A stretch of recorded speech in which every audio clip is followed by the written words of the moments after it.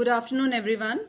Please accept our warm welcome at this webinar on user awareness on pre-launch of Mca V3 company forms, which is being organized by ICSI in association with the Ministry of Corporate Affairs. As you are all aware that Ministry of Corporate Affairs is launching first set of company forms on Mca 21 on 31st of August 2022 at 12 am. The forms are DIR3 KYC Web, DIR3 KYC, DPT3, DPT4, CHG1, CHG4, CHG6, CHG8 and CHG9. These 9 forms are being launched on 31st of August 2022. So, to provide user awareness and deliberating preparedness pertaining to the Mca 21 V3 company web forms, this webinar is being organized. Today, at this first webinar on launch of first phase of company forms, we have with us Shri Manoj Pandey, Joint Secretary, Ministry of Corporate Affairs. We welcome you, sir. We also have Shri Kumarji, Joint Director, MCA, with concerned team of LTI officers. We welcome you, sir. We also have with us President ICSI, Shri Devendra V. Deshpande. So now, without taking much time, I will request President ICSI to address. Good afternoon, everyone. I welcome all of you to this webinar. This webinar is a joint program of Ministry of Corporate Affairs with Institute of Company Secretaries of India. As all of you are aware, that LLP website in version 3 was launched 3 months back, and since then we have been discussing a lot of things about it. There were few teething problems which were solved, and I must tell you that Ministry, their officials and Institute of Company Secretaries of India and other institutes also, they are every day in day out are working on getting the best working experience with the new version 3 website, and we are providing different suggestions to Ministry, and Ministry is also kind enough to accept our suggestions, and it is a joint effort to give the best possible services to the stakeholders. I think most of the technical issues which we were facing in the beginning have been sorted out. Now the main issue which we all are facing is because of the data validation. So initially in version 2 or earlier versions of the website, we have put in certain data and which was not validated at that time. And this version 3 has a strict validation tool. So whenever we are filing any data which is not as per the validation tool, it will not accept that particular data. That is the only thing which is now a point of concern for every one of us. But still on a weekly basis, under the chairmanship of Secretary MCA, he is putting a lot of time, Rajesh Vermaji, so he is putting a lot of time for this particular dream project of MCA. And I think we all should support in this endeavor. And whatever your questions, queries we are getting through Google Form, that also on a daily basis we are forwarding it to MCA and also to the LTI, who are also helping us in solving all these issues. The help desk related strengthening also has been taken care of by all three arms of this particular website. So MCA, LTI and ICSI or other institutes, we together are also trying to strengthen the help desk of MCA, and this is a continuous process. So I think LLP now has seen so many number of forms getting filed, and I must tell you that there has not been a single day when the site was not accepting the form. So there was no collapse of the website. There might be few issues in respect of understanding of certain validations, in respect of certain tight validations were there, which were then relaxed by the Ministry for having a proper filing. So I think overall LLP website is a stable website now. There might be few hiccups still faced by few people, but that is because of the data validation.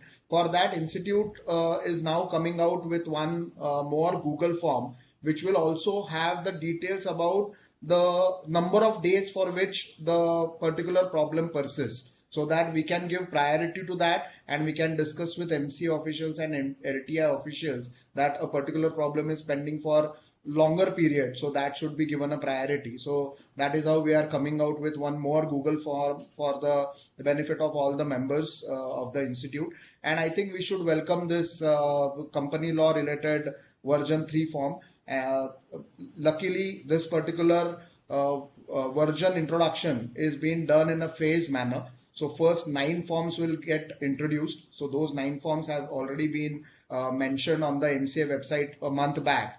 And there will be a 15 days gap in which you will not be able to file those 9 forms. Other forms will continue. LLP site will continue. There is not going to be any problem to those which are getting filed in LLP forms or LLP website or other forms in company law. It will continue on version 2.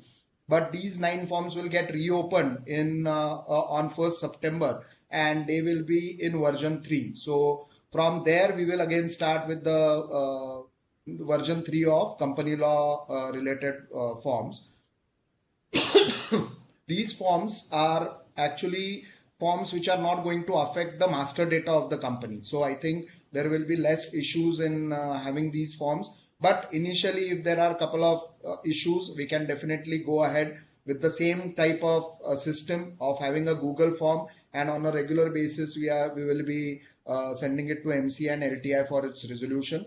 Further, we have provided certain professionals to MCA and LTI for its UAT. So I have been a part of all these discussions, and I have seen the entire team of MCA, LTI, and our institute working very hard for making this website user friendly and a good experience for all of us. So I think today's webinar will help all of us to understand what is the new system and which are the forms which are going to come up in version 3. So I wish all the best to all the members, and I thank Manoj Pandey for being present for today's webinar. It will definitely add a lot of booster for our professionals. Your guidance will definitely help us, sir. Thank you very much. Over to you, Deepa. Thank you, sir. Now I will request Joint Secretary Mr. Manoj Pandey to give his thoughts. Thank you, Deepa. Thanks. Am I audible? Anji, sir. Yeah. Thanks, President ICSI, for kind words about the ministry and the hard work being put in by LTI and MCA both, along with the 3 institutes. I extend all the compliments to ICSI and Company Secretaries fraternity in helping us out in testing the forms. So we have adopted the graded approach, as President ICSI also just said. The release is being done in phased manner so that there is little disruption, very less disruption in filing of the forms. Some of the forms are getting closed, but the portal as such will remain open. Other company forms would be available for filing. LLP forms would be available for filing. But for these 9 forms, for some days would not remain available on portal for filing, because we are moving the forms along with the data to the new portal. It's a humongous exercise which is taken, and you would appreciate that this change happens after 7 years. That is the 3rd cycle we are moving towards this change. First, because of the constant support from ICSI and company secretaries, along with our chartered accountants and cost accountants friends. We had no downtime, at least. Portal was not shut down when it was launched, when LLP module was launched in version 3.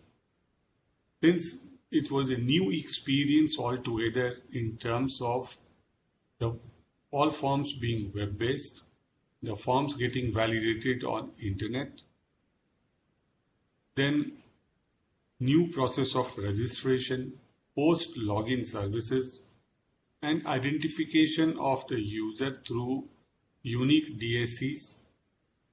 So since all these were new experiences, so initial maybe there were some gaps in understanding.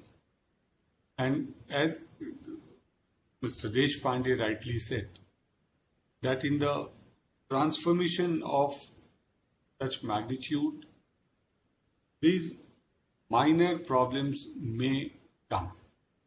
We have to take everybody along, chartered accountants, cost accountants, company secretaries, our technical team, our stakeholders, our companies, our LLPs, so that jointly we make it happen and the portal remains functional throughout without any problem. Some issues are there, we realize on the data. Why those issues are persisting? Maybe because of the earlier filing process being adopted by our stakeholders, that attachments were showing some different data compared to the form itself, and the form was getting accepted. In web form, unlike PDF forms, the data validation is happening upfront. So here also we are trying to handhold our professional friends. As Mr. Deshpande said, this time while conducting user acceptance test, we have requested our company secretaries, chartered accountants and cost accountants to test the forms, to see and validate the forms from all angles, considering all scenarios. No launch or no deployment, even if it is very small, would be successful if the stakeholders do not join hands together. That is why we have taken continuous support from the 3 institutes throughout this process, and we will continue to do it till all the company forms are launched. We have requested our technical partner LTI to have enough people at the help desk and also to respond in a manner that stakeholders do not face any difficulty. The forms which are being launched would basically, majority filings take place in DPT3 and Directorate Web KYC. DPT3 due date was 30th of June, so that is over. Web KYC, a lot of forms have been filed, and rest of the forms would get filed in version 3 if the stakeholders have not filed these forms. We would request for your support. Transformation of such magnitude may, I'm not saying that it will happen, may have some initial teething problems, may not be. We have tried to ensure that there should be no problem.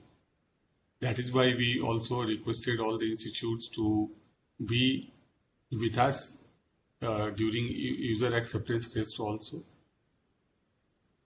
And when we go live, as we say in technical terms, on 31st of August midnight, our endeavor would be, it should be a good experience as far as form filing for these 9 forms are concerned. So I will not take much of the time because the technical team would be taking you all through the 2 processes today. First part would be the process of registration, because it is very important to explain again. Unless and until you are a business user, you would not be able to file the forms. So directors and the professionals all have to enroll themselves as business users. And we are getting a good support. It's very encouraging support from all our professional friends. I think practically all of them would have become professional business user by now. We have also enabled professional staff member to help the professionals per se in filing the form. So that is the additional thing which we have provided. We are here to help the stakeholders and the professionals. So do not feel shy of raising the concerns, raising the issues, because then only we will come to know. At the same time, please also keep in mind that this process happens after 7 years, once in 7 years, and the humongous big platform. It's a national level e-governance program. It was the first e-governance program at the national level. So it gets, in fact, a transformation when it takes place, that forms are transferred from one portal, to, one version to another, one portal to another, and also the data also gets migrated. Keeping that in mind, we have tried to ensure that some improvements take place, and that is why in LLP also you are getting now PAN and TAN both. And the time taken now for generating certificate of incorporation in LLP along with PAN TAN is also significantly reduced as compared to the initial days of launch. In days to come, we will have more improvements in a sense that you will get more services out of these LLP forms, LLP incorporation form that is filling. With these words, Deepa, over to you, and you can take the program forward. I'll request my technical team to explain each and everything to the stakeholders that should get answered. Thank you very much. Thank you, sir. Thank you for giving forms. I will now request Mr. Sri Kumar, Joint Director, Ministry of Corporate Affairs, for sharing his views. Yeah, good afternoon, friends. Welcome to the webinar on the topic of user awareness on the proposed company V3 module e-forms. First of all, I convey my sincere thanks to ICSI for this wonderful initiative. We are also thankful to all the three professional institutes for debuting many of their employees and its members to be a part of UAT team for testing. As all the new version of the company e-forms were thoroughly tested by the external stakeholders, we hope there will not be much glitches in this new version of e-forms. And we would also like to inform that whenever any issues, worries reported by the stakeholders during the implementation of LLP V3 module, all such issues have been thoroughly analyzed and fixed by our technical team. Moreover, our technical team was very mindful in development of company e-forms, as the learnings from LLP module had thrown them a very good insight how to rectify all those issues. Friends, I once again reiterate that the Ministry will always extend its continuous support to the professional communities with regard to any kind of technical issues, and either it may be technical issues or domain-related queries, for which we have also augmented our help desk team. And we are also happy to inform very shortly we are going to implement a full-fledged chatbot functionality which will help to resolve all your queries.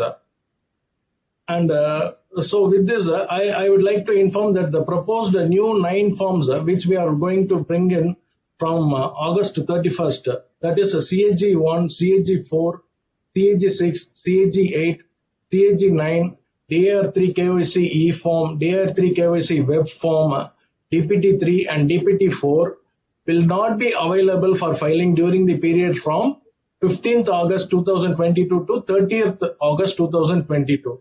So we request you to plan accordingly. If there is any urgency, kindly plan filing prior to 14th of August itself. However, rest of the forms will be available. Please make it clear that only these 9 forms only will not be available under V2 version. Remaining all forms and MCA 21 will be functional as usual during that time. And now it's time to hand over the platform to our technical team, where we have Mr. Rohit Bhatt, Mrs. Vijaya Gampana, Mrs. Richa Gupta, Mrs. Seema Malhotra. They will elucidate all the functionality about the new e-forms. And I hope they will give complete clarity on all the points. Thank you once again, ICSI. Over to Deepaji. Thank you once again. Yeah, thank you, sir. I will now request LTI team to explain about the business user registration and the new web-based forms. Thank you, ma'am. And I'm just sharing my screen. Is it visible? Yeah, Rohit. Thank you, sir. So good afternoon, everyone. This is Rohit from LTI. With me, my colleagues Richa Gupta and Vijaya, along with Seema Malhotra, who will be helping you to go through all the slides in this presentation. We have gone through, the good part is we have already gone through the LLP deployment in the March 8th.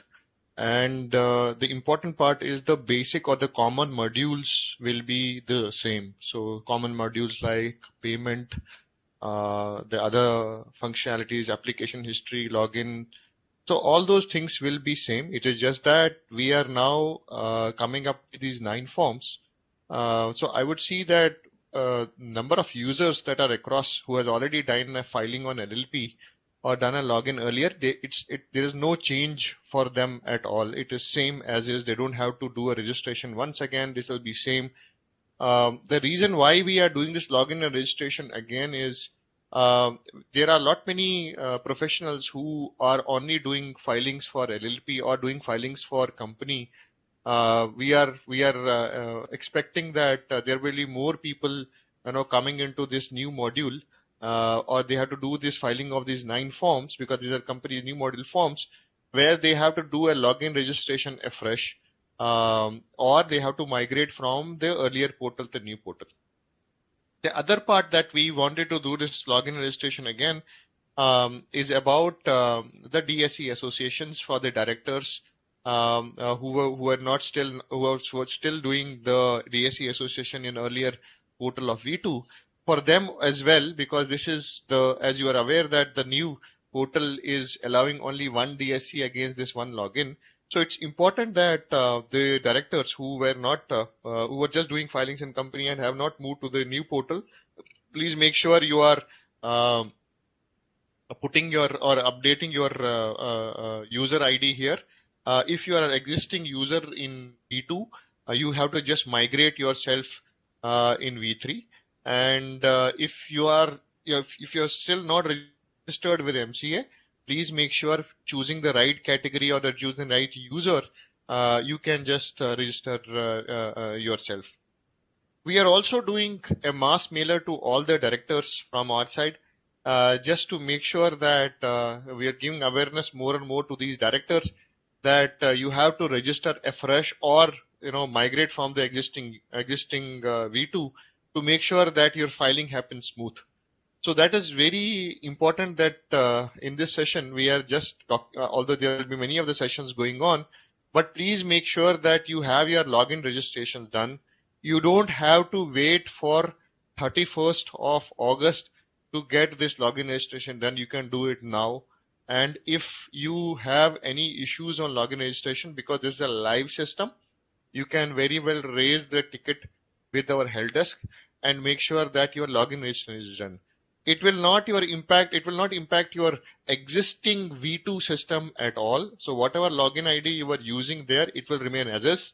However, you will also upfront moving to, because as these company forms are, will be going live in a scattered phase.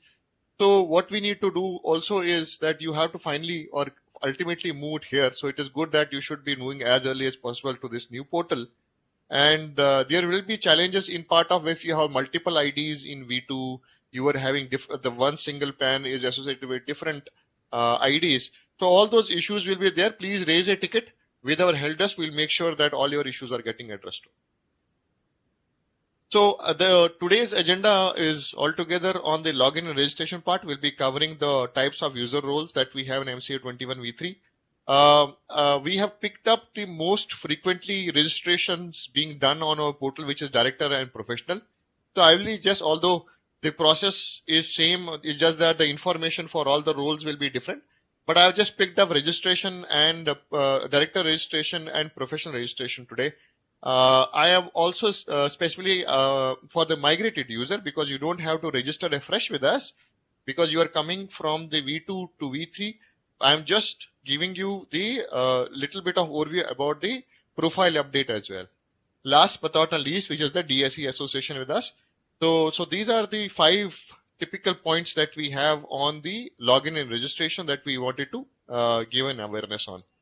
And similarly, company module, the changes that are coming up and the go live forms that we are talking about, the 9 forms, we'll be detailed discussing on this as well.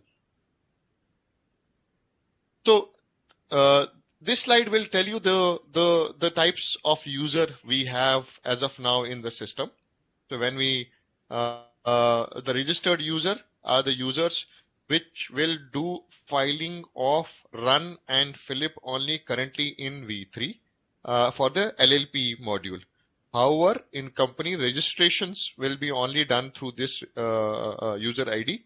For rest of the users, you need to make sure you are moving to business user. Similarly, the other users which are related to all business users, based on the category, you have to choose the category of the user you best fit in, and then probably you will be continuing with your filings. So if you see company, LLP user, director, designated partner, professional user, manager and secretary authorized representative, officer in default, nodal officer, deputy nodal officer, and professional staff member. So the earlier users which you may be aware about, and these users were already in the system.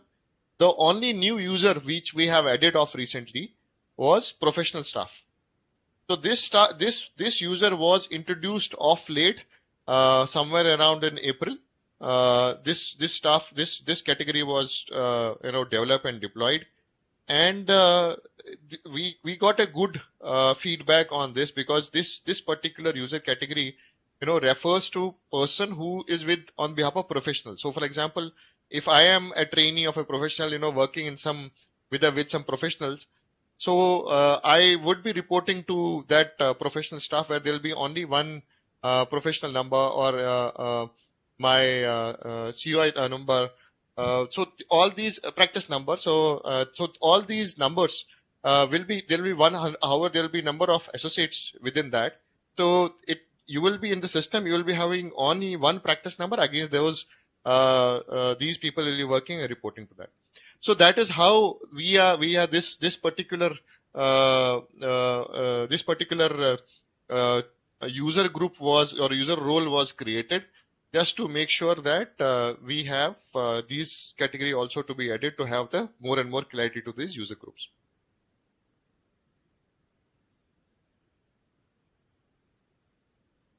So moving to next slide. So process is same for the user registration. You need to go to sign and sign up, which is on the top right corner of the website, MCA website. Under that, once you click on it, you will be routed to this page. Now there are a few changes which we'll be doing on this page from 31st August onwards. One is that this will not be only a login of LLP. We have to add some message here. This will be a login for both of LLP as well as the 9 forms that we have.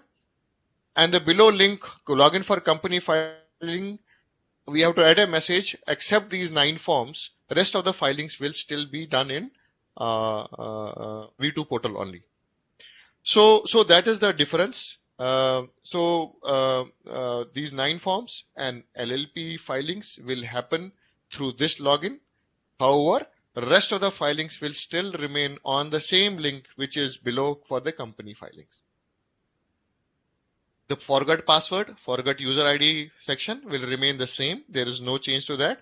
And this is an existing on production system, so you can very well use it. You can very well register it, and you can very well raise your concerns and issues if you are facing while logging in. So once I register myself as as I mentioned earlier, I'll be picking up director and professional. So I just register on this, click on register, you will be taken to this page.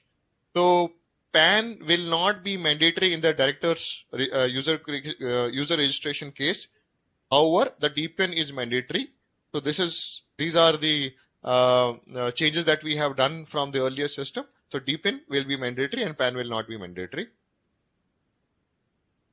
So once, as I mentioned, DPIN will be mandatory, but however, if you wanted to put your PANs as well, you can do that. I will just put my first name, last name. So earlier, there was a concerns with the user that small letter and capital letters. We had made sure that even if you are writing anything in the system, it will take you capital letters only, so you don't have to worry about it. And you need to make sure that the details that you are putting should be in line with our MCA database. Now, while this system is live and the login and registration process is going on, there have been number of issues being raised with us where their email is already there in the system or their name is already in the system. So those kind of informations are coming because you had multiple IDs in earlier system, and that is the reason the new validation that we have put in. There will be only one login registration, one PAN ID, one email ID, and one DSE association against one user registration. So make sure the details should be unique. If you are already registered with us, please don't create one more ID because you have to utilize the current or existing ID. If in case you have forgot your password, if you have forgot your anything related to your hint question answer, please make sure to raise a ticket with help desk. However, hint answer, we cannot give you the hint answers because those are encrypted format. We are not supposed even we don't have that information with our system where we can just pull your hint answers because that's not getting saved with us. So if you are asking us, give me the hint answer of my question, we cannot provide you because it's not with us. So there are number of users, raised a complaint, their hint answer they have forgot. So I would request the hint answers should be mandatorily be remembered. And for the users who have forgot their hint answers, there is a separate process where we are initiating in order to make sure those people can also log in. However, we cannot give them the hint answers of these users. We are trying to do a separate process for them, which will be very soon rolling out as well to see that how those users can be, their issues can be fixed and they can do a login with our systems. So user registration, if you are a director, most of the information will be pre-filled. Your mobile number, email ID of user will get pre-filled and it will be a non-editable basis. And also address will be non-editable basis. And in this, it's clearly coming from your database that is saved with us. And you cannot change it until unless you have to file the DIF forms in order to change any of your addresses or email IDs. So once this information feed in, you just need to put your password and confirm password, and there's a hint question. So hint question will only come, or you will be only selecting the hint question answer until and unless you are a new registration with us, because I'm mentioning here your new registration. So it will be a new registration. However, if you are a migrated user, you may have already chosen a hint question in the V2. That will come over here, and you just need to put your answer against it. So that is how your complete registration or end-to-end information that we are looking for the director's user. And hint question answer, I have been mentioning earlier, hint question answer, I would request all the users to make sure that this hint question and answer be remembered. However, question will not be a problem, it will always come there. It's the answer which will be useful. This will be useful during your forget passwords or forward recovery cases. This will be useful for you. So if you are forgetting this, The process is lengthy as of now because it's very difficult to get this information from your system. You have to raise a ticket with us. Please make sure hint answer is remembered by the user so that you can smoothly get into or recover your password based on this. So once you are selecting everything, and then you will create my account, and then you will receive an OTP on your mobile and email. Now, if you see this message, there's an and written between mobile number and email ID. When you say and, that means you need a register or the OTP from both email as well as mobile number. If it would have been or in between, which happens after the first, which happens in our system, we have put that or condition while logging in. So at that particular place, we have put it or, but here it is both because we are verifying both your phone number and email ID, and you have to put the OTPs both which you have received on your email, and then only you will be confirmed. And once you put in your OTPs here, you will just submit, and then you will be receiving this message where it will show you, successfully being verified. So with this, the director registration is completely done. I would request that, director, and this is one of the reasons we see professional numbers registration with us or a migration has happened in a good numbers.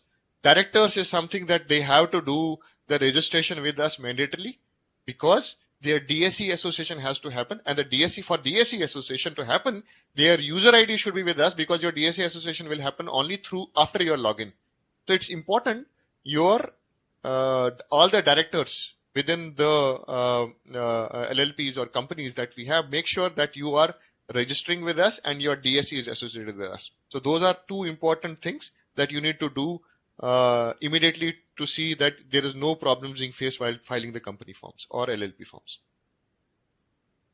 So I'm moving from director to professional. We have the same case. You will be routed to this screen where you have to just select the professionals. Again, PAN is mandatory in this case for professionals. We are just putting PAN, their COP number, as well as the institute, as well as the membership number. We are also making sure the information is being taken or validated, or it has been validated through a database, because we also have these numbers with us. Make sure the data that you are feeding is correct and it should be available with us. So we'll put the details again, first and last name. Earlier it was small letters and we have changed that. Now it will always take you as a capital letter, so that issue has been resolved now. Your database should be matched with your PAN ID, otherwise it will again give you an error because this is some validation which is not happening at the MCA side. It is happening at the CBDT side. Make sure your PAN and date of birth is matching. Similarly, these all fields will be pre-filled. Again, same password, confirm password, hint question answer. I'll just put, and then it is again an AND condition where both mobile number and email ID is being validated, and that's done. So if you see the process wise, it is just some information from professional and director which is getting changed. As I mentioned, professionals, we could see the numbers have largely now either migrated or they have registered with us. It is the director, we still need to see that they have to migrate as early as possible so that there is smooth filing being done once the company goes live on 31st of August. I'll just run you through quickly with the profile update page because this is for the migrated users. So profile update page will be available only once you log in into our systems. So login can be done with the existing V2 ID as well if you are coming for the first time in our systems. If you are coming for the first time in the systems, you have to use the same ID. But if your login for the first time has been done and you have updated our page or any page has been updated with an MCA system, your user ID will be your email ID which is registered with us. Please take a note of this. I see many tickets again being raised. They are using the earlier V2 ID to make sure they log into the system.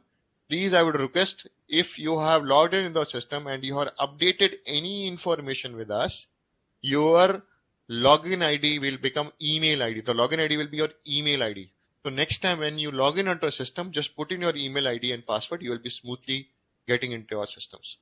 So once I log in, I will go to same top right corner. It will show me a message here. Hello, the username. And within that, click on this. You will see a profile update page.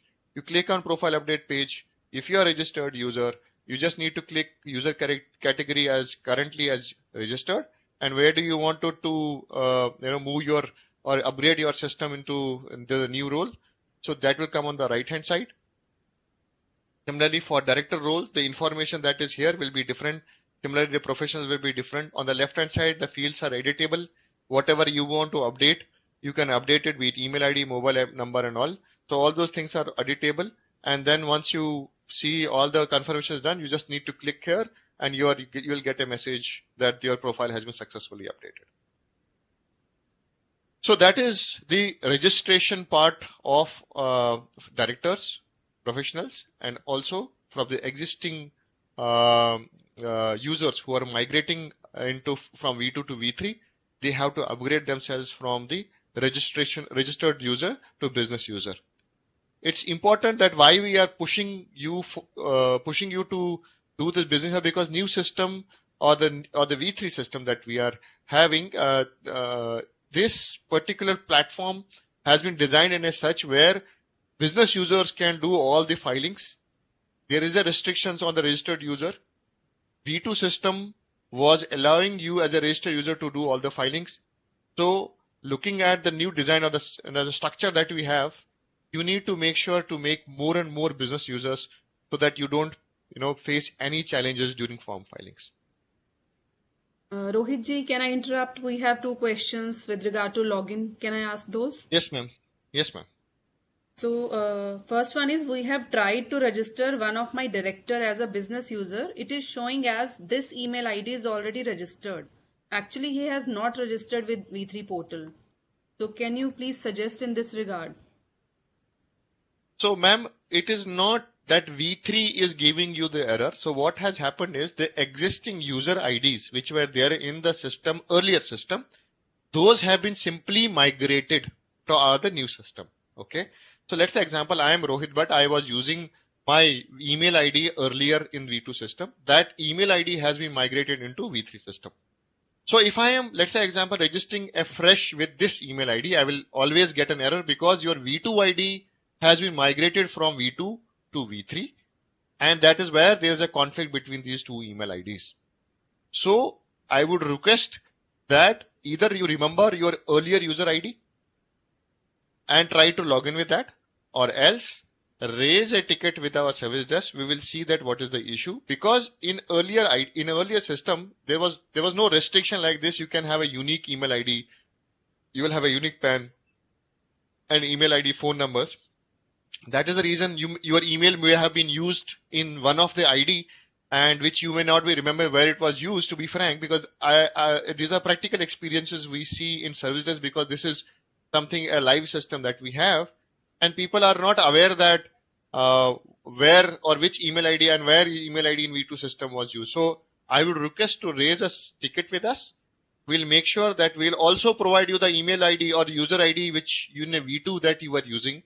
We'll make sure we'll give you that as well, because within our systems it is available. We can give you that, and then you can smoothly do a login. Okay, thank you. Next one is, I created my login ID with MCA as business user in year 2006 without password. Now under V3, how can I log in without password or with DSC, since no password was created while creating ID? Yes. So ma'am, I would request this user to quickly raise the ticket with service desk. If your ticket has been created, there is a Google form through ICSI as well, which is available. Please raise your ticket from that as well. You can very well send it to ICSI team as well. They can send it to us. We'll address your concern. There are these concerns. Even the hint answers are not available for number of users. We are trying to fix these issues so that there won't be any issues while doing a company filing. But I would request to please raise it quickly with ICSI or with our service desk. We will make sure we'll address your concerns, sir. Okay, please go ahead. Thank you. So I'll just touch base, ma'am, the associate DSC. So DSC is something that we all need to understand now, looking at the current process, because this is a change from the earlier system to this system, because it was not an login system, it was not an after login service earlier. Now it is a completely login based service. So you will go to MCA portal, go to and hover around the MCA services. You will go to FOLLP services, and under that there is an associate DSE option. You will click on this. It will take you to this page. Now I saw a number of users what they have done, ma'am, is if I am a Rohit Bhatt and I have just logged in the system, I have associated my DSE.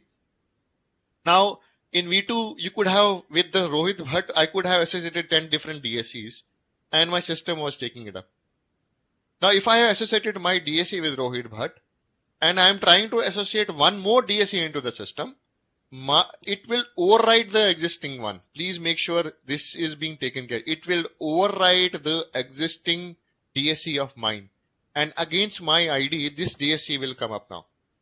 So please don't do this practice at all. If, let's say example, if my login ID is created, I have associated the DSE, please don't associate one more DSE against it. Otherwise, your existing DSE will be overwritten. Please don't do that. That's a request. For one login, there will be only one DSE to be associated, and that is the validation that is there. Please don't use multiple associations of your IDs with this. So you will click on MCA services, hover on MCA services, click on associate DSE. It will take to this page. What we have given it, we are also given the options here for you all to download the updated latest Embridge from here itself. You can download it from if you don't have. Once you click on this, you will select. This page will come up. I will select the token, and then this is done. So this is a very simple two-step process that we have, and with this, the DSE association is also finished. Before I, hand over to Vijaya and Richa, the only request is, although this is a live system, as of now, login is very well. You can go now itself and try to do a login. Don't wait for 31st of August to do any registration afresh. You can go do and register yourself now, and if you do it now, it will be very easy for you as well. During go live, you can immediately start your work. But as of now, if you are facing any challenges right now, please raise the tickets on the service desk. We'll make sure all the login related issues are being resolved. For the hint answers, I would request please remember that, because we are receiving many tickets on this. I don't remember my hint answer, and system will not allow you to get inside. This is an encrypted information. Please make sure hint answers are remembered. If not, please raise a ticket. We'll try to see that how we are having that process to be enable you to give that hint answer. Last but not least, we have started giving emailers to all the directors. Please request all the directors to do a registration and DSE as well with us, so that the filing is smooth and their association is smooth. That's all from my side. I'll just give it to Vijaya. If you have any questions, ma'am, just let me know. These are, I think, individual questions. People are asking that my DSE is not associating today. Since today it is not functioning. So I think they need to raise ticket. Yes, ma'am. So for the user specific ticket, they have to raise these tickets, ma'am. Otherwise, fine. That's all from my side. Vijaya, can you just share your screen? Thank you. Yeah, thank you, Rohit. I hope you all can see my screen. Deepa, ma'am? Hanji, we can see. Yeah. So good afternoon, everyone. So we'll start with company module now. So on 31st August, we are going live with set 1 forms, which covers around 9 forms. So as you all can see my screen, so the rationale for picking these set 9 forms as set 1 against all the 100+ forms that we have is basically to make sure that we want to cover one complete chapter. That is, we have taken into different criteria. One is to cover the entire Act chapter, and that should cover my most number of filings. And this set 1 form should have less dependency on each other forms. For example, incorporation forms or conversion forms or change in address forms, it has a long process to follow, and there is a lot of dependency on my masters and all. So we do not want to pick such kind of forms. And moreover, Once these forms gets filed, there is a very less dependency on the master data updates as far as these 9 forms are concerned. That too, all those masters are independent masters. And moreover, so during this phase for a certain period of time, so we will be having V2 also running for some set of company forms, and V3 will be running for these 9 forms. We wanted to make sure that the incremental migration or the reverse migration also will happen smoothly without any hassles. So that is also one of the criteria that we have considered while picking these 9 forms. And moreover, as far as law is concerned, these 9 forms will not have minimum or no rule changes as far as rule chapters are concerned. And also one of the criteria that we have considered is basically, so by deploying these 9 forms on 31st August, we will have some complete understanding whether we will be able to fix all the generic issues, like if we have any issues with respect to the SIN prefill or DIN prefill or association prefill, and also all the normal validations which are common across all the forms would get resolved, so that we will have that comfort to move to the next phases. So now coming about the set 1 forms, 9 forms which JSR and Deepa ma'am have already mentioned. These are all the 9 forms which we are going live with set 1. That is Cag1, all forms which are part of my charge management module, and also the deposits module. That is Cag1, 4, 6, 8, 9 as part of charge management, and DPT 3 and 4 from deposits module, and 2 forms from directors module, that is DIR3 KYC e-form and DIR3 KYC web. These are all the 9 forms we are going live with in set 1 forms. Now, so for all these 9 forms, what we will be doing is we'll be explaining, is there any change happened in the processing type as far as process flow is concerned, and is there any change happened in the layout, or is there any change happened from the back office flow front. So we will be taking each form out of these 9 forms, and we will be explaining what all changes that are happened, what all changes that you are going to get to see in V3 system when compared to V2 form. So we'll start with, yeah. Yes, I just want to say that it is good that you have explained that these 9 forms are there which are not depending on other forms, because suggestions are coming that since in LLP filing we are facing lots of problems, so they are suggesting that V3 should be implemented after annual filing. So you have explained that these forms are not going to impact the annual filing, and these will be revised. Yes, ma'am. Yes, ma'am. So whatever the dependencies that we have little dependencies, but we have taken care of all such dependencies, ma'am. So users will not be facing these issues as far as, because I have few forms in V2 system, few forms in V3, so that this issue will not be there. Okay. Okay. So first form we'll start with Cag1, so which is required to be filed for creation or modification of your charge other than relating to debentures. So this form, first of all, this form is conditional STP form. We all know that we have 2 types of processing types in system, that is straight through processing and the non-STP processing. And the third one is conditional STP, which is in combination of STP and non-STP. Cag1 form is such form, so which is basically a conditional STP form. So we have not made any change as far as processing type is concerned when compared with V2 system. So that is, in case of Cag1, if you are filing a form with both charge holders DSC and company signatories DSC, this form would get processed under STP mode.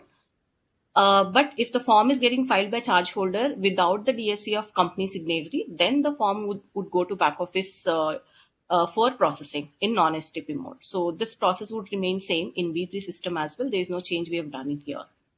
And coming back to the due date, so there is no, as I mentioned, there is no change in the law or rules that are going to happen as far as these 9 forms are concerned.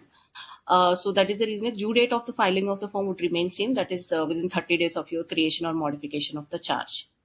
So now we will talk about the enhancements that has been proposed, that we are going to propose in V3 forms.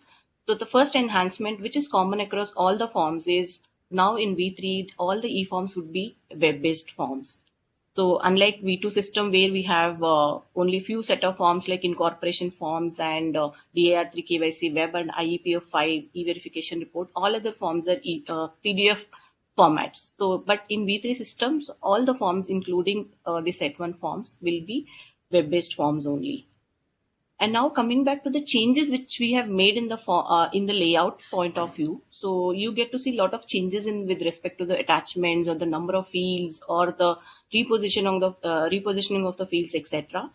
So we will be talking about each such change that we have made in V3 form layout. So the one of the change that we have made is particulars of all joint charge holder details. So I will just simultaneously open the layout of the form also.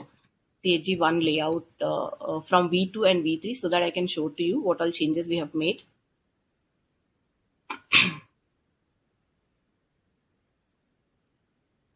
So this is the V2 layout. If you can go to the attachment section, so you get to see there is one attachment which is pertaining to particulars of joint charge holders.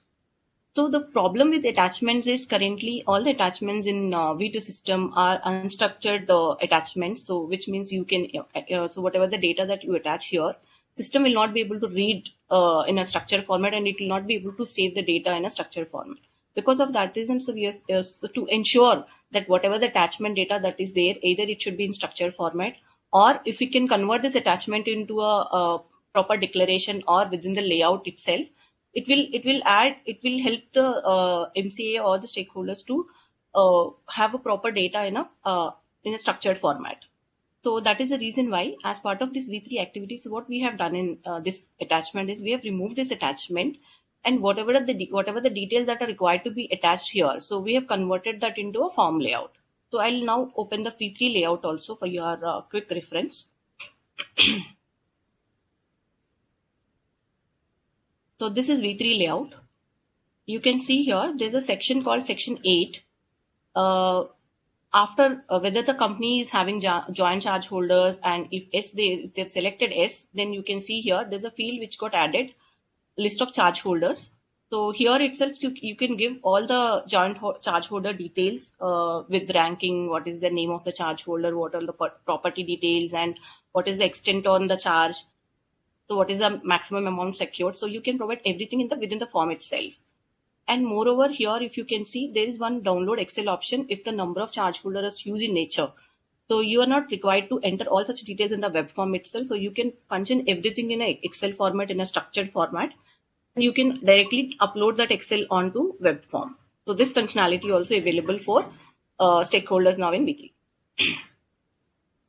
So now we'll go back to the presentation. So this is about the joint charge holder attachment removal, why we have removed and what is the rationale behind it. And the next change, important change that we have made with respect to the process point of view is system-based email and automated reply in case form is filed by charge holder. So as we all know, in V2 system currently, first of all, this form only if signed by charge holder without the DSC, only then this form goes to back office user for processing.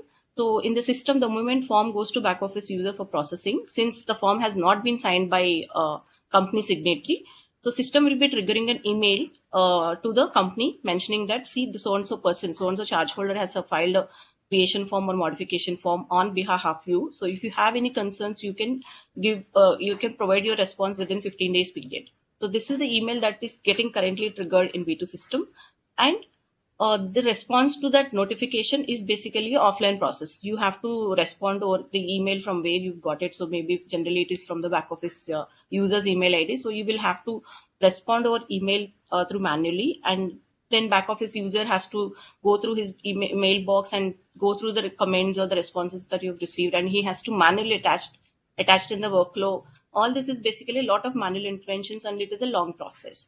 So in V3 going forward, what actually happens is, once a charge holder uploads the form without the DSC of company, form would go to the back office user as usual, and the notification along with the link, web link, will be triggered to the company's email ID. So even now we are triggering email notification, but it is not having any link or something, because response to that email is basically offline process. So now the email notification, that company's email ID, whoever is going to get that notification, will contain a link, and you can directly click on that link. And only one important point that we would like to highlight here is, this link will be accessible only with the company user login ID. So we have seen Rohit has explained different business users, right? One of the such user type is basically called company user ID. So basically in that case, you will have to create a company user login ID. So which is nothing but your, in case if it is a company, your SIN will become your user ID. In case of LLPIN you will become your user ID. Unlike other business user types wherein your email ID will become your user ID. So because obviously I have to take the response from a proper channel. So that is the reason why we will be triggering this notification link and the email to the company's email ID. And then the moment you click on that link, system will mandate you to register, login through company user login ID. The moment you log in by using your company user login ID, all the details of relevant which are specific to that particular SRN would get auto pre-filled, like what is your company name, what is the date of your filing of this form. So few details would get pre-filled automatically. And then you will have an option to provide the comments or the remarks if you have any.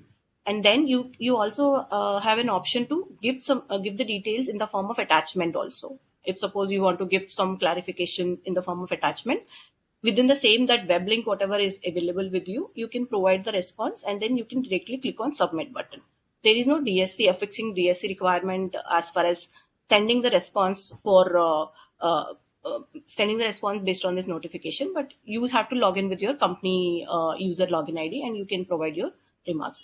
Once you click on the submit button, whatever the remarks or the notings that you have given along with your attachments, everything will get attached to your existing workflow. So there is no manual intervention here. It will directly get attached to your workflow. So this is one of the big enhancement that we have made as far as response is concerned from stakeholders, FO stakeholders. And then the next enhancement that we have made is enabling signing by IRP-RP liquidator for companies which are under liquidation or under CARP. So if you see current V2 forms, you will not get to see this designation called IRP-RP liquidator in any of the form. Now, in going forward in V3 forms, if few forms are required to be filed by IRP-RP liquidator, so which are where companies already under liquidation or under CARP, so IRP-RP liquidator also can sign the form. This functionality also we have enabled. But one point to highlight here is association creation of this IRP-RP liquidator would happen through a form called INC28, because INC28 will come in the next lot. So till the point in time, so if you want to file a form with IRP-RP liquidator, so you have to raise a help desk ticket so that these associations, because currently there is no form which creates these associations, so which is going to happen through INC28. And then the next enhancement we have made is new charge asset types got added. So I will just go back to the layout of V2 and V3. So in V3 layout, you can see there are huge number of new charge asset types that we have added. So you can select multiple charge asset types at one go when compared with V2 layout. So V2 layout, you can see, I think hardly we have 10 or 12 charge asset types, wherein we have close to 20 charge asset types in V3 layout. So we have very less number of charge asset types here. So this is also one of the enhancements that we have made as far as form layout is concerned. Now the last change in Cag1. So other minor modifications which we have made is so you get to see a lot of data which is getting pre-filled, or there are some minor changes which we have made in declaration part. So for example, in current Cag1 form, you get to see, so there's some declarations which are relating to condonation of delay, but wherein as per the Companies Amendment Act 2019, in Cag1 and 9 we have removed the concept of condonation. So but those declarations were not actually changed that time. So we have made all the relevant changes, because now there is no requirement of condonation for Cag1 and 9, since the form is required to be filed within 120 days of your charge creation or modification. And regarding the pre-filled data, so one such example is basically, suppose you have a director login ID with you, and you are currently associated with your five companies, for example. So once you log in with your DIN email ID, which is linked with your DIN number, so you are not required to enter the SIN number manually. So you will directly get a drop down against the SIN field. Suppose if you are associated, in my example, if I am associated with 5 companies, I will get all those 5 companies list as a drop down value. I just have to go and choose which SIN I want to file Cag1 or any of these forms. And the moment you select the SIN number, so data would, company name, address, all the required fields of company master would automatically get pre-filled. You're not required to punch in the number manually if you're trying to log in with your director role or a manager role. And if it is a company user, so as I mentioned, in case of company user, your user ID will become your SIN number. There is no need to enter the SIN number at all. So at the moment you log in, your SIN will get picked from your user registration module, and it will be pre-populated along with all the relevant company master pre-fills. So these are all the few enhancements that we have made when compared with V2 form layouts. Now we'll quickly move on to the next form, that is Cga 4. This form is required to be filed for satisfaction of your charge, be it as for debentures or other than debentures. So here also, whatever the changes that we've discussed, mostly these, all the changes, whatever we talked about are done in Cg 4 and 9 also. And regarding the processing types, so there is no change happened when compared to V2. That is, if the form is filed by company and charge holder within 300 days by providing both the DSCs, so form would get STP. If not done, that is, if the form is either only signed by charge holder or you're trying to file the form beyond 300 days, only then it goes to non-STP for processing. So there's no change in the processing type and the due date also. It is 30 days from the date of satisfaction of the charge. And then enhancements, the most of the enhancements we've already discussed, that is form is made web-based. And attachments also, here, there's one attachment called letter of charge holder stating that the amount has been satisfied. So this attachment, we have removed it in V3 layout. And then the next point we've already discussed, system-based email and automated reply, so which we've just discussed in Cag1. So the same flow has been implemented in Cag4 and Cag9 also. And next point is also common for all charge forms, that is enabling signing of form by IRP, RP liquidator for companies which are under liquidation or under CIRP. So we will quickly move on to the next form, which is part of charge management, that is notice of appointment or cessation or receiver or manager. This form is actually hardly filed form on Mca Portal, but still, so we will try to explain you the changes or the enhancements that we have made. This form is basically a non-STP form in both V2 and V3. There is no change as far as processing type is concerned. And the due date of filing depends on the purpose of the filing, whether you are filing it for appointment or cessation. So it is depending on that date. It is 30 days from the date of appointment or 30 days from the date of cessation. Now with respect to the enhancements that we have made, this first one is again a common enhancement. And in Cag 6, there are 2 attachments. I'll just show you the layout also.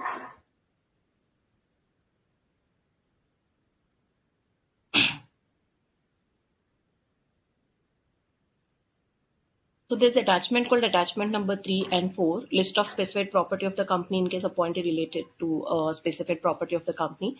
So as I mentioned here, so these attachments are unstructured format. So to make sure that we have removed these attachments, and we have actually added the relevant fields within the form itself, so that we can the data in the database it will be in a structured format.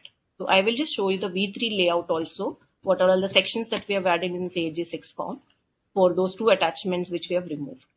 So you can see here, there's a field called field number 9A and 9B, list of specified property of the company where appointment is relating to, and the next attachment, both of these attachments have been removed in V3, and we have actually included these fields within the form itself. So this is one of the enhancement with respect to Cag 6. Then we will move on to the next form, that is Cag 8 form, which is required to be filed with regional director for two scenarios. One is if the charge is not actually filed within 300 days, you have to go and get a condemnation order, or you've already filed Cag 149 for creation, modification, or satisfaction, but there is some rectification required due to omission or misstatement in the particulars for which the form is already approved. So in these 2 cases, the form Cag 8 will come into picture. So this form is obviously all approval forms will get processed under non-STP, and this is basically a RD form. This form goes to the regional director for processing. Enhancements that we have proposed, form has been made web-based, and second point is again relating to the attachments. So if you look at the Cag 8 SRS, there is one attachment called letter of authorization. So, and one more point to highlight here is all these charge forms, if you look at these layouts, these charge forms can be filed by Indian companies or the foreign companies which have their place of business in India. So suppose if the foreign company, FCRN, you are entering FCRN, and then in that case, system mandates you to enter a letter of authorization as per the current V2 layout. Now we have removed this attachment because anyway, authorized representative, whenever foreign company is trying to file this form, authorized representative has to affix his DSC. So then there is no need to give their authorization in the form of attachment, because affixing the DSC itself is a authorization. So that is the reason why we have removed this extra attachment which is there in Cag 8 form now. So now, similar to this attachments, you get to see a lot of attachments which are either optional attachments or which are actually where the details are already captured in other forms or the referred e-forms. So we have removed all such attachments. So a few examples are this. Copy of resolution of the board, there is one attachment which we have removed, and we have added a relevant declaration within the form itself. And there's one optional attachment called balance sheet and annual return of the financial year, which is optional in nature in V2 system itself. So we have removed that attachment. So basically, if the attachment is optional, it is not required to be attached in the form. It is up to the user if he wants to attach it or not. So, but then user can attach now also in V3. Yes, ma'am. So we have removed this attachment called balance sheet and annual return. But if they still wish to attach it, so they will be having an option called optional attachment across all the forms. So you can attach maximum of 5 optional attachments in the form if you wish to. Okay, so the next enhancement is again important enhancement that we have made. As I mentioned, this form goes to regional director for processing. So generally, as per the normal process, what actually happens is I go and file my application with RD. Simultaneously, I will go and inform this to regional jurisdictional ROC also through GNL2. Suppose, for example, Cag 8, I have delayed satisfaction beyond 300 days. Then I go on, the process is, first of all, you go and file Cag 4. Form filing would be allowed, even though you are trying to file the form beyond 300 days, but this goes to non-STP. And the jurisdictional ROC will not be able to approve the form, Cag 4 form, unless you go and get a condemnation order. So what actually happens is you go and file Cag 1 first, and then form will be marked under pending for INC 28. And then the company has to go and file an application with the regional director in the form of Cag 8. And once I get this, once this form gets approved, I will get an order, and then I have to go and report this order to INC 28. Only after approval of INC 28, the Cag form will be picked for further processing. So now what actually in this process, what actually happens is whenever you are filing an application with RD in the form of Cag 8, simultaneously, you're also intimating it to jurisdictional ROC through GNL2 form, saying that, see, I'm waiting for Cag 8 approval so that I can go and file my order copy with through INC 28 with ROC. So now there's a lot of manual intervention is required. So what we have done now is, the moment you file Cag 8 form with regional director, so then what actually happens is system only will automatically trigger one notification to the jurisdictional ROC. Suppose, let's say if I file an application with RD Noida, for example. So then and my company is registered in the state of in the UT of Delhi. Then by default, so the moment this form gets routed to RD Noida, so system will automatically trigger an email to ROC Delhi for providing their comments on this particular application. So notification will automatically get triggered to the jurisdictional ROC of Delhi, and ROC will have an option to provide his comments or give his inputs on the so-and-so application. But this will be a parallel processing approach. So this will not actually stop the RD user to process the form. He can simultaneously process the form, because obviously this is an application with regional director, and I cannot stop the processing because I'm waiting for jurisdictional ROC's comments. So this is basically a parallel processing approach. So this will reduce his hardships of filing this form with GNL2, and then again that form goes to non-STP and he has to coordinate with RD. So this all manual process has been removed now.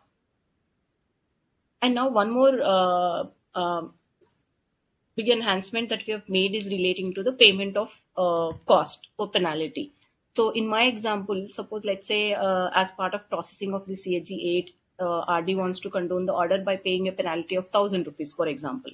So currently what happens is he will have to intimate this about this penalty payment through offline mode to the company, and they have to go and log in onto my Mca Portal, and they have to make this payment by using a functionality FO service called pay miscellaneous fee by selecting an option called penalty, and then they have to go and make the payment, and then they have to give this reference of the payment challan to the the regional director, so that only then he will be able to approve the form. There is a lot of intervention, and there is a lot of time it is actually taking for this entire process of making these penalty payments.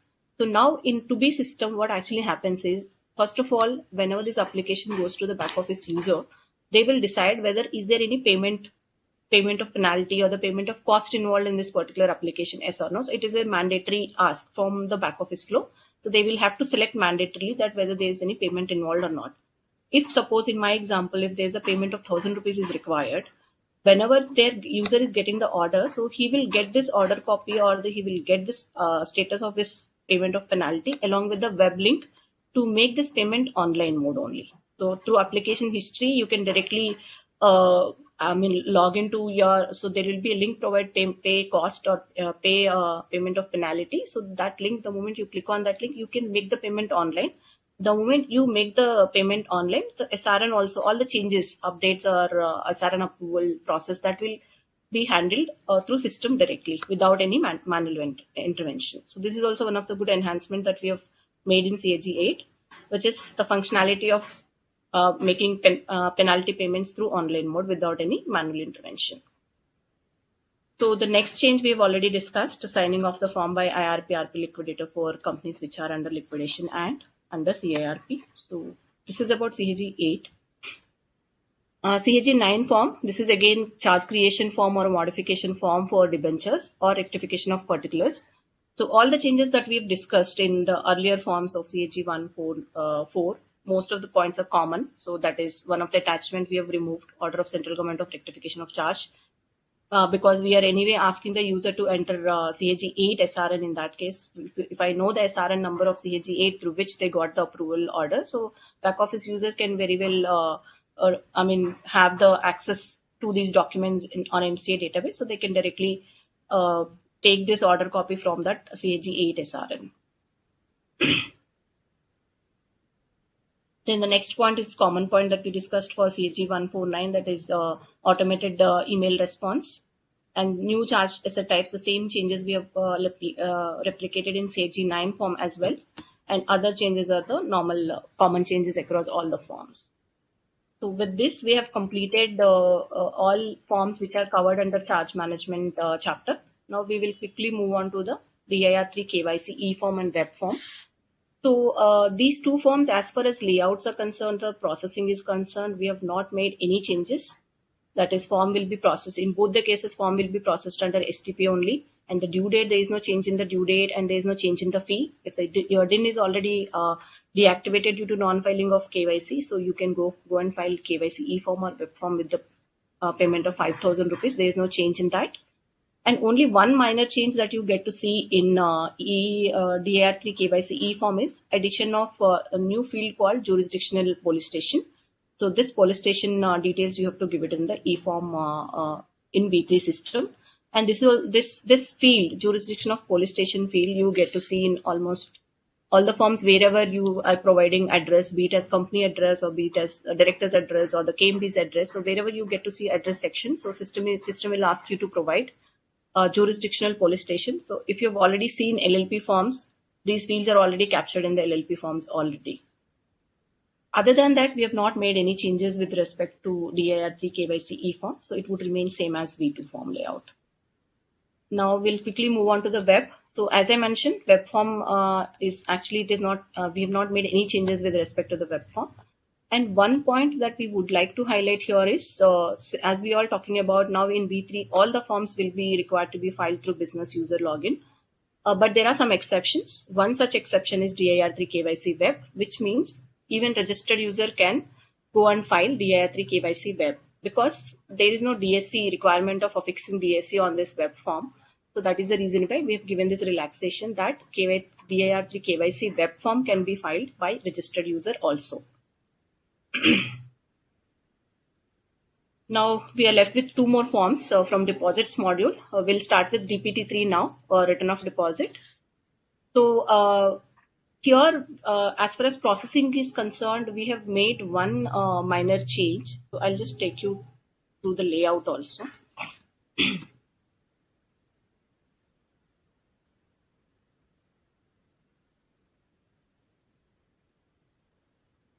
So you can see, as far as purpose of the form is concerned, even in V2 system also we have four purposes, that is return of deposits, and then deposits which are not to be considered as deposits, and the third is in combination with purpose number 1 and purpose number 2. Fourth is one-time return. In V2 system, form is getting processed under non-STP only if you are filing the form for the second purpose, that is deposits which are not to be termed as deposits as per rule 2(1)(c) of the company's acceptance of deposit rules. But in V3 system, this would remain same. And also this one-time return, whatever the purpose number 4 you can see, this also would get processed in STP mode in V3 system, which is not the case in V2. So now in V3, so this purpose number 2 and 4 will get processed under STP mode. Remaining two purposes will get processed under non-STP mode. So due date, there is no change in the due date. 30th June of every year is the due date for this form. And then we'll go to the enhancements. So one of the enhancement is basically the attachment of auditor certificate and details of liquid assets. There are two attachments which are relating to, one is relating to auditor certificate and other one is relating to details of liquid assets. So we have removed these attachments. I will just show you the layout of V3 also.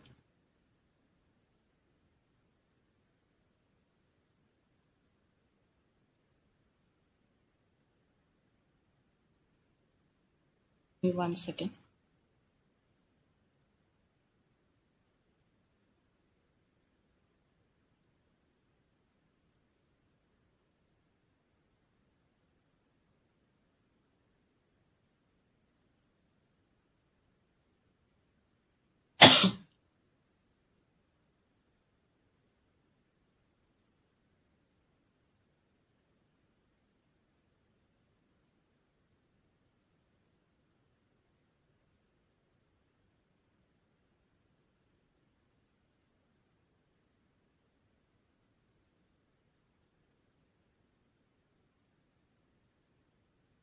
I'll just go to the attachment section.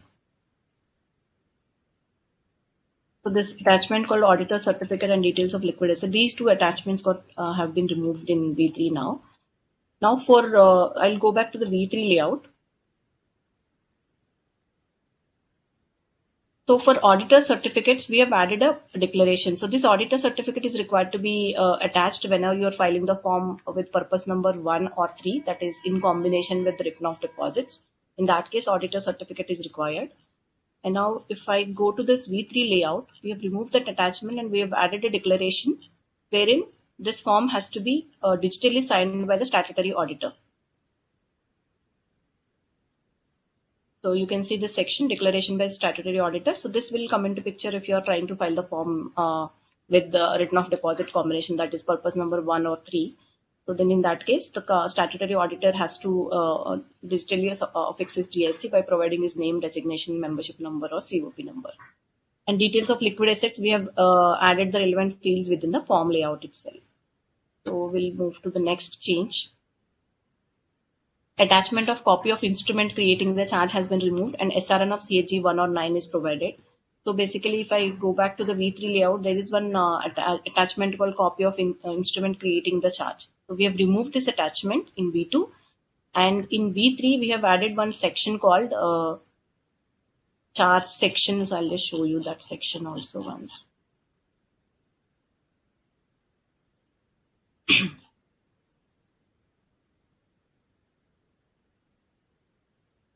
can see there's a field called field number 14. So here, if this deposit is backed up with a secured charge, then they have to give this number of charges details here, and based on that, system will pre-populate this box for entering SRN of CHG 1 or 9.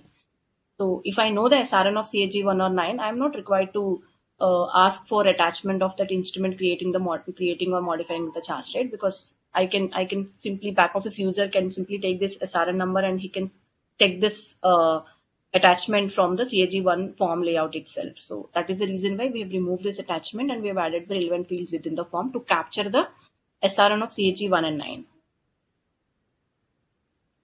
Okay, so then the next enhancement is with respect to the deposits which are not to be considered as deposits. So in the current layout of V3, you get to see there's a section called section 15, which is having so many clauses which are actually driven from clause C of subrule 1 of rule 2 of acceptance of deposit rules. So here we are asking the user to enter only the outstanding amount. Suppose if I have 1,000 rupees as my outstanding amount, which is coming under this clause, then I have to give the breakup of the 1,000 rupees in any of these line items which are coming from your rules. And that too, only outstanding amount we are asking in V2 system. But going forward in V3, you will get to see a huge table. These line items, there is no role change with respect to the number of line items or the amounts in which all scenarios we will consider deposit, which is not to be considered as deposit. There is no change in that. But here we are asking the user to enter the movement. What is your opening balance? What are all the additions that you have made during the year, and what are all the repayments that have happened during the year, and any other adjustments, and the closing balance. This movement of this deposit value we are asking for the user to enter. And apart from that, we are also asking the user to give the aging of this outstanding amount. If I have an outstanding amount of 1,000, whether it is outstanding 1 year or 1 to 3 years or greater than 3 years, so that bifurcation you have to give. So this is also one of the enhancements that we have made in the layout of DPT3. And now we have added one more field called SRN of GNL1 form, wherein DPT1 has been filed is included in the form. So in GNL2, basically, so DPT1 is getting filed through GNL2 currently in the system. But in the V2 layout, we are not actually, there is no link between your GNL2 or DPT1 with DPT3 through system. So to avoid that, so we have added a field called SRN of GNL1 through GNL form, through which DPT1 has been filed, so that we can directly check these details in the system. So without asking for any details. So that point also, I'll just show you where did we add this in the layout. And again, this also will come into picture only if you are trying to file the form for return of deposit purpose. So there's a field called field number 17 we have added, SRN of GNL1 form in which DPT1 is filed. Okay, so then we'll move on to the next enhancement. Excel format for the attachment of list of depositors has been added. So list of depositors in V3 layout also you can see, which is in the form of attachment, but currently in V2 it is not in a structured format. You can attach any PDF or image or anything. Now in V3 system, so we have actually changed this format of attachments, which means that you can provide this list of depositors only in the structured format in the form of Excel. So what is the structure? All the details would be there in your instruction kit. So basically you have to mandatorily provide your list of depositors in that respective Excel format only. So I will just show you the V3 layout. You can see here list of depositor Excel format. So this will actually enable us to store this data in a structured format. So all other changes are the common changes that we discussed in other forms. Now I will quickly move on to the DPT4 form, which is basically a statement regarding deposits existing on the commencement of Companies Act 2013. This is again hardly filed form in V2 system, because this is actually required to be filed as on the commencement of Companies Act 2013. But still there are a few companies which are still trying to file this form. So that's why we've retained this form. And only one change that we have made with respect to this form is we have made this form as STP now. In V2 system, this form is non-STP. In going forward in V3 system, this will get processed under STP mode. There is no change in the due dates, obviously. So this, apart from this one change relating to processing type, we have retained the same form in V3 as well, as far as DPT4 is concerned. So that is it from our side. I hope we've explained all the changes because we have been seeing these forms, the V2 forms from past 7 years. So suddenly you will get to see some attachment is not available, or suddenly you will get to see a new declaration which is not there in V2. So that's why we thought like it will help the stakeholders to understand what all changes, high level changes that we have made in the layouts, so that you will, while filing the form, you will not face any issue. So over to Deepa ma'am. Thank you so much. You have very well explained the comparison between existing V2 and now V3 web-based forms. Basically, what I understood is that attachments are removed and they form part of the form itself, so that there should not be any contradiction and it can be comparable and research may be possible. The data can be extracted. So I have few questions with regard to login Cag forms. So can I ask those? Yes, ma'am. Rohit, are you there for login? Yeah, I am there. Please go ahead, ma'am. Yeah. So are we required to create new login for each company, since we have 30 group companies and previously filings were done through single registration? Group companies के case में भी every company is Not required. So that is not an issue to have a separate login IDs them. The only change, as I was mentioned, if you are a professional, or you can choose very well the professional staff, these are the two categories that you have to go ahead. But the directors or the other associated who have to do a digital signature on the form filing, they should be logged in into the system, and they should be associated their DSCs in the system. If your existing DSC has been associated, or your existing V2 ID is there, you have to just migrate your things in V3. Not migrate, you have to just log in into the system and update your profile. If your details are correct, everything is done. You just need to update your profile, and then it is done. So there is no need to have a separate login in that case, ma'am. So there is no need for separate login for every company. Only that director has to have separate. It is not company based. Yeah. Okay. So every director of the company is required to create a login. This was also a question, Yes. so that is also responded. Yes, because if their registration is not being done with us, their DSC will not be registered, or they cannot associate the DSC. It will every time fail once they associate the DSC, once they upload the PDF, whatever DSC is that they are uploading. And in the new process, if you have to associate a DSC, your login should be there. Otherwise, you won't be able to associate your DSC. Okay. So whether these forms will also have a validity of 7 to 10 days, as how in LLP forms. After the form gets downloaded and we don't file within 7 days, it gets cancelled.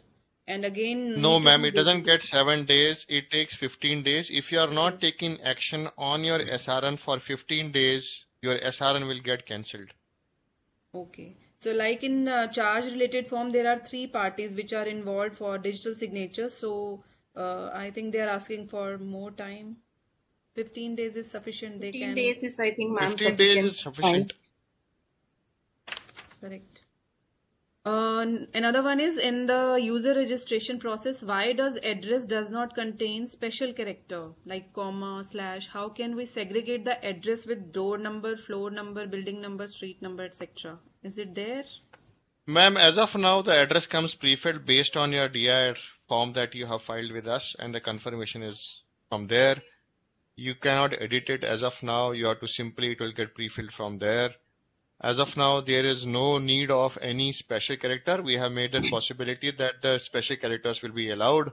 So you can go ahead with the special characters as well. It is a non-editable field. You can just need to, it will come from the database, and then you can just do a registration. Okay. Another one is, if I am professional as well as director, then how can I do the login and affix the DSC in my account as both the designation? Yes, ma'am. For these users, I would request, there are 2 ways to do it. Either create a different or unique email IDs to be used and do a separate logins against this, or else you have to upgrade yourself whenever you are doing the filing from professional to director or from director to professional. Okay. So for both, I think they have to create a separate login, unique IDs for Yes, both ma'am. the It should be designated. unique IDs. Yes.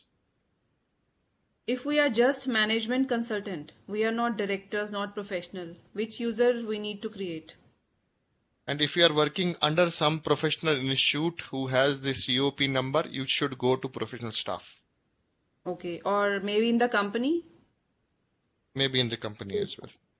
I think then they are not required to create. Directors DSA will be required. Okay.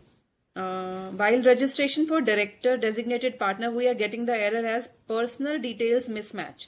We are mentioning DIN or DPIN only and not mentioning PAN of the concerned director.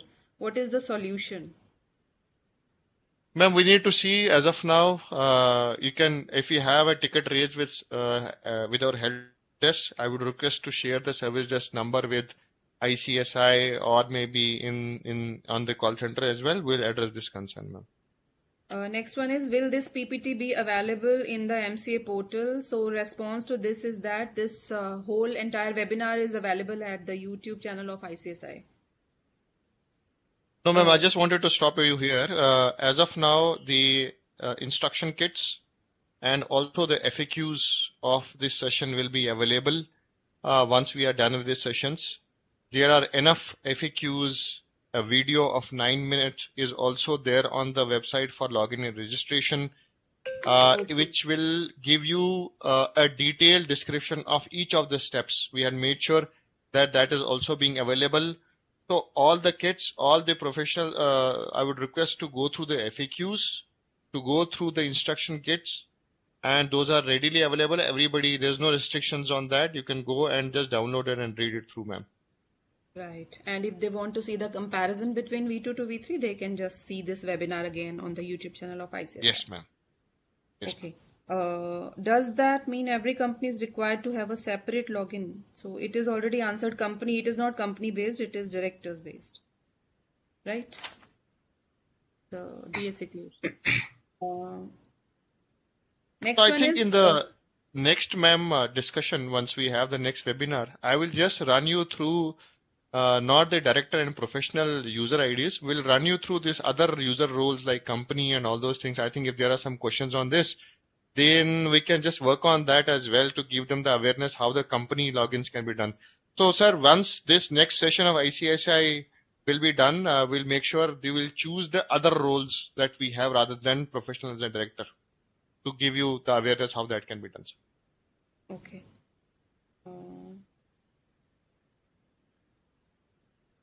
What are the new system requirements for the proposed website to work systematic, hassle-free manner? Do we need to have any upgradation on operating system Windows?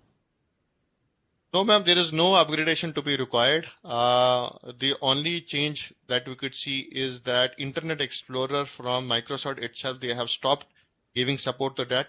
We have now IE Edge, which is the new support or the OS that Microsoft has now started supporting to. That is the only change. Other than there is no browser issue, there is no browser constraints. You can do access from any browsers that you have.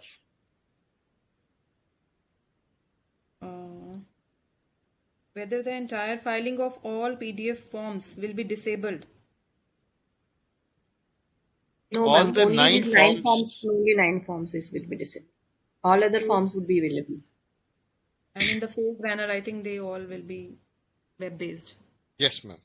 Yes, Yes. yes.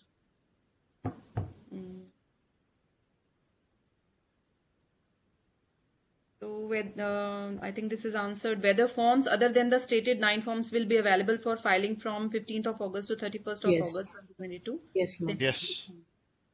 Uh, And they will be available from the same link of login registration page. I'll just repeat it. They will be again available from the same login registration page, sign in, sign off. There's an option of company login. You can go there. It will take you to the earlier portal and you can do the filing from there. We will also update the message on that page as well to give a clarity to the users. okay. We have 36 group companies and multiple different directors. How many logins need to be created? In V2, we have only one login. Ma'am, we will take the session the next one. I would request to just wait for the next session. We'll make sure that the company particular user end-to-end training on this is being done to make sure that users are aware about it. Okay. What about bank manager DSC registration? Once V3 is launched on 31st of August, whether associate DSC option will continue in V2 portal? As of now, there is the DSC association has been completely, although this we had stopped it earlier as well. The practice is please do it in V3. Although the data is getting synced between the two, I would request the DSC association should happen on V3 itself. And I would request all the members, all the users here to make sure your DSC is getting associated on V3. And what about the bank manager DSC registration? Same, ma'am. Only on V3 now. It should Yes. be only. Although the link is, I think it's still open. I'm not sure when that will get stopped. But I would request to do it on V3 because the data is getting synced with V2 database. So you don't have to worry that you have to do it at two places. Okay. Another next question is for Shri Kumar sir. What will happen to Chg1 forms for which due date falls between 15th August to 31st August? Is there any waiver for additional fee? I think that we will consider, madam. Okay. Okay. Can we use one mail ID for more than one company for company user? अच्छा ये भी next time ही ले लेंगे फिर company वाला. As of now, no. Okay. Multiple email IDs, multiple phone numbers, multiple PAN numbers, multiple names, those all have been stopped into V3. I would request to have unique email IDs, unique phone numbers, unique PANs to make sure that you're smoothly getting into a system. Please increase attachment size in charge module because reduced size documents are not visible. Ma'am, attachment size has already been increased to 10 MB in V3 system in across all the forms, which is 6 MB in V2 system. Okay. With regard to updation of profile to business user, received pop-up also stating profile updated to business user, and after clicking OK, it is showing as registered user. One has upgraded, but it is showing that it is. Sir, I would request to just clear your cache or refresh your page. If there is a success message being shown, I would just request to refresh or update the page. It is already being converted. The message has come. If not, I would request to create a ticket with us. We'll make sure that this particular issue is being addressed. Although this is not an issue, you just need to refresh your page and this will be done. Okay. Can a professional file multiple KYCs? Yes, ma'am. No yes. No bar. That is it as of now. Thank you so much, the entire team of LTI. Thank you so much, Shri Kumar sir, Joint Secretary sir, for presenting here, for briefing the very purpose and explaining the nitty-gritty, the creation of user awareness that is very much required because it's a huge conversion for betterment only. And I would like to inform you that there are around 9,000 participants who are viewing this webinar. So I hope most of the whatever you want to convey, you intend to convey, that is conveyed. So we will welcome all the users for the next part of this webinar series with the other company forms or other user registration related issues. So thank you so much. Ma'am, just a last note, make sure that you are going to the MCA portal for all the FAQs related, videos related, and make sure that at least you are going through these FAQs. We are giving you in detail and depth the knowledge or the awareness through these FAQs. Those are very easily understandable. I think it will be very easy for you to get into the system or file the forms. I would request all the users to make sure that this is being done, and I will again put a little bit emphasis on the login registration part. Don't wait for 31st of August to migrate your user. If you have some issues on the login registration, request you to raise your ticket now so that your company filing is not impacted. Thank you, ma'am. Okay. Shri Kumar sir, you would like to say anything to the stakeholders? Yeah, thank you so much, ma'am, for this wonderful initiative. And be sure that always we are with the stakeholders, and in case of any issues, we will try to resolve it as soon as possible. Okay. All sort of issues, and because as per the learnings from LLP, we know what will be the probable queries or issues will be taken up by the stakeholders, and all such issues will be taken care of. Nothing to worry. Thank you so much, sir. Thank you so much. Thank you, entire team. Thank you. Thank you, viewers. Thank you, man. Thank you all.